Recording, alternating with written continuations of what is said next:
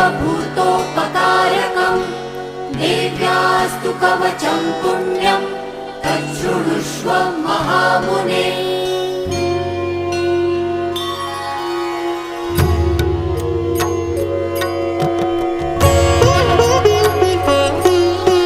प्रथमं शैलपुत्री च द्वितीयं ब्रह्मचारिणी तृतीयं चन्द्रघण्टेति कूष्माण्डेति चतुर्थकम् पञ्चमं स्कन्दमातेति षष्ठं कात्यायनीति च सप्तमं कालरात्रीति महागौरीति चाष्टमं नवमं सिद्धिदात्री च नवदुर्गाः प्रकीर्तिता उक्तान्येतानि नामानि ब्रह्माणैव